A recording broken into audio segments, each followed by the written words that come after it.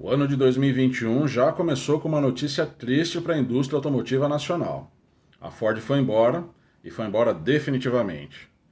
E embora lá no site da montadora, na internet, eles queiram minimizar os impactos, a realidade é que a Ford já não está mais montando o carro aqui no Brasil e, como consequência, fechou inúmeros postos de trabalho. Na realidade, a Ford já vinha sinalizando que estava ruim das pernas já fazia um determinado tempo, né? Mas as especulações das razões que levaram a montadora a fazer as malas e ir embora são várias. Se fala em falta de subsídios fiscais, falta de planejamento para novos produtos, reestruturação mundial da empresa e até mesmo se fala em reflexos da Covid-19. O fato é que uma parte importante da história do carro no Brasil se acabou. E desta forma, é significativo a gente recordar como tudo isso começou. Então, se você gosta de mecânica e curte uma boa história, eu convido a ficar aqui com a gente.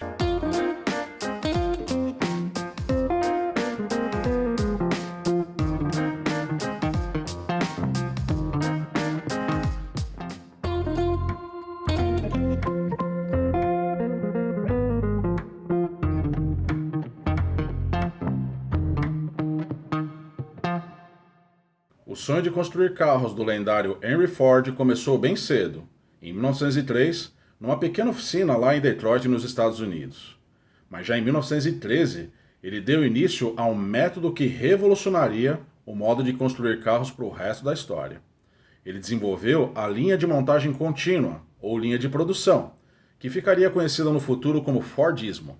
Nos anos 1900, os carros eram vistos como um artigo de luxo, e era para poucas pessoas.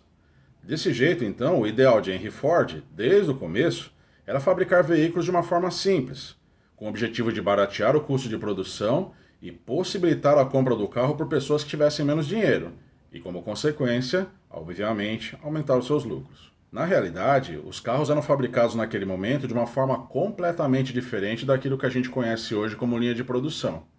Os carros ficavam parados, eram colocados em cima de um cavalete, e cada operador ia pegando uma peça numa caixa e ia montando gradativamente o carro, até o objetivo final. Esse era um método extremamente caro e extremamente demorado também. Foi então que Henry Ford passou a prestar atenção de como era a produção dos frigoríficos da sua cidade. Ele observou que no frigorífico o método de produção era o seguinte: se colocava uma esteira, essa esteira ia passando com o produto na frente dos operadores e cada operador fazia uma determinada atividade. Desta forma, o processo era extremamente rápido e menos custoso. Foi então que Henry Ford percebeu que ele poderia trazer o mesmo modelo para sua produção de veículos. A partir de então, ele desenvolveu um método de produção contínua. Os carros eram colocados em cima de uma esteira e ia passando na frente dos trabalhadores. Cada trabalhador ia fazendo a sua determinada operação. Cada um ia montando uma peça num determinado momento. Essa era a chamada linha de produção. E dessa forma, ele conseguiu diminuir os custos e acelerar a produção, porque a linha de produção trabalhava numa velocidade aumentada. Então, se você hoje trabalha numa linha de produção de uma grande montadora, suando sua camisa o dia inteiro, saiba que o responsável por isso foi Henry Ford. Com o passar do tempo, Henry Ford observa que ele precisa expandir o mercado.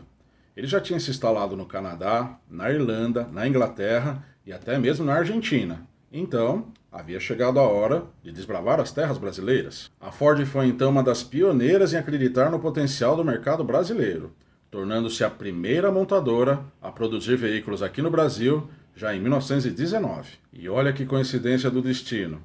Numa época em que a gente não tinha a possibilidade de comprar ferramentas pela internet, como é hoje, o ponte das compras de ferramentas aqui no estado de São Paulo era a Rua Florencio de Abreu. Era lá, na Rua Florencio de Abreu, que havia várias lojas especializadas na venda de ferramentas destinadas à mecânica. E foi exatamente ali, na Rua Florencio de Abreu, no número 452, que a Ford fez a instalação de sua primeira fábrica. Na realidade, era um armazém de 2 andares, que está lá na Florencio de Abreu até os dias de hoje. Além de pioneira na fabricação de veículos no país, a montadora americana também foi pioneira no método de montagem que a gente conhece como CKD. A montagem por CKD consiste em se pegar todas as peças necessárias para a montagem de um veículo e acondicionar dentro de uma caixa. Fecha-se essa caixa e manda ela para uma outra localização, aonde lá ela vai ser aberta, dentro da caixa vai ter todas as peças necessárias para a montagem de um carro e é lá no novo ponto em que o carro vai ser montado. E era exatamente isso que a Ford fazia. Pegava todas as peças necessárias para a montagem de um veículo, lá em Detroit, nos Estados Unidos, colocava dentro de uma caixa e colocava no navio. Atravessava-se o oceano e chegava aqui em São Paulo pelo Porto de Santos. O pessoal da Ford descia a serra, retirava essas caixas, subia para São Paulo até a Florencio de Abreu para fazer a montagem dos veículos. O início das operações no Brasil se dá com 12 funcionários, que futuramente seriam conhecidos em todo o país como uma categoria muito importante. Eles seriam os metalúrgicos. Ao chegar aqui em São Paulo, então, tinha um carro por caixa, sendo a parte inferior da caixa o assoalho do próprio carro. A partir daí, então, os funcionários se dedicavam à montagem de 2 modelos de veículos. A gente fala aqui a montagem de 2 modelos, mas na realidade o carro já vinha praticamente pré-montado, né? Aqui em São Paulo, os operadores se dedicavam à montagem da capota, do vidro dianteiro e dos pneus. Os modelos que eram produzidos aqui eram o modelo T, também conhecido como Ford Bigode, e o caminhão modelo TT, que era o utilitário do mesmo modelo T. A velocidade de produção era de extraordinários 3 carros por dia. Enquanto hoje as montadoras fazem 1.900, 2.000 carros por dia, nos anos 20, na realidade, a produção era bem inferior. Logo, o espaço ficou pequeno e a expansão da unidade era necessária. Um grande galpão no bairro vizinho chamou a atenção. O espaço disponível tinha a possibilidade da instalação da famosa linha de montagem já consagrada pela empresa na América do Norte. Então, um grande galpão foi adquirido na Rua Solon, no bairro do Bom Retiro, aqui em São Paulo, em 1921. A decisão foi estratégica, pois já em 1923 a fábrica contava com 124 funcionários e capacidade de produção de 40 carros por dia. E um dos grandes entretenimentos da família paulistana da década de 20 era visitar a fábrica da Ford para ver como era o método de produção de um veículo. E assim como o armazém da Rua Florencio de Abreu, o prédio da Ford está lá em pé até os dias de hoje. O modelo T foi um sucesso de vendas em todo o mundo. No entanto, o mercado automobilístico vive de novidades, e o Sr. Ford sabia disso. Foi então que a montadora decidiu tomar uma ação que infelizmente não se faz mais nos dias de hoje: renovar o seu modelo em escala mundial. Foi então que, em 1927, a matriz decide paralisar por 6 meses a planta do Brasil e mais 43 plantas espalhadas no mundo todo para adaptação das linhas de montagem para o novo modelo que seria fabricado. Ele se chamaria Modelo A. O Modelo A tinha avanços significativos quando comparados com o Modelo T. Entre eles estavam os vidros com proteção contra estilhaçamento, freio nas 4 rodas. Imagine então que até aquele momento os carros não tinham freio nas 4 rodas, e também a instalação de para-choques de série. Foi então que Ford percebeu que o Brasil não só era um mercado promissor no consumo de seus veículos, como também poderia ser um grande fornecedor de uma matéria-prima preciosa na manufatura de carros: a borracha.